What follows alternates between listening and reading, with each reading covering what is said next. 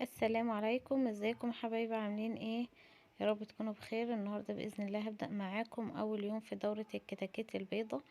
الكتاكيت البيضاء سهل تربيتها جدا، بس بتحتاج يعني شويه عنايه واهتمام، وان شاء الله لو اهتميتي بيها هتيجي معاكي بسرعه وهتديكي اوزان كويسه. تابع الفيديو، ما تنسيش ان انت تكتبي، ان انت تحطي اللايك الجميل بتاعك، ولو مش عامله اشتراك ان انت تشتركي في القناه وتكتبي لي تعليق حلو زي كده. ولو محتاجة اي حاجة تسأليني فيها اكتبي لي كومنت وسيبي لي كومنت وانا هجاوبكم عليه.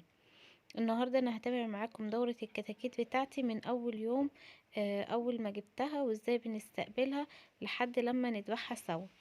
دي الكتاكيت بتاعتي عمر يوم، لسه انا جايباها دلوقتي على طول من عند الدكتور.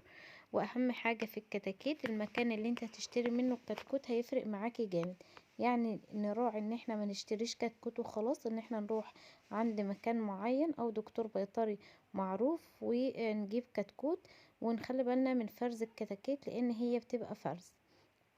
في كتاكيت شركات وفي كتاكيت اهالي وفي قطيع، يعني في فرز وحاجات كتيرة. اهم حاجة المكان اللي هتجيبي منه طالما مكان موثوق وانتي عارفاه يبقى خلاص. اول حاجة عمر الكتكوت بتاعي ده عمره يوم، بكون مجهزه له المكان وفرشاله الارضية زي ما انتوا شايفين كده نشارة. وببدأ ان انا اشغله اللمضة للتدفئة. لو المكان عندي كبير بحتاج ان انا احط لمضتين، لو المكان عندي محكوم يعني هي لمضة واحدة كفاية هتقضي. ببدأ ان انا بستقبله على لتر مية، بحط عليه كيس محلول جفاف، وبيبدأوا ان هو ده الاستقبال بتاعي للمية ليهم. ولا بحط عسل ولا بحط سكر ولا اي حاجة.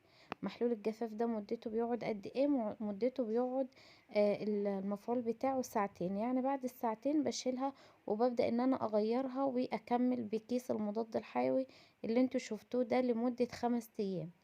بعد ال5 ايام هرجع لكم تاني وهقول لكم هنكمل باملاح معدنية وفيتامينات. بس خلينا دلوقتي ماشيين واحدة واحدة ومتفقين. لو انت جبت الكتاكيت بتاعتك ان انت تستقبليها كده.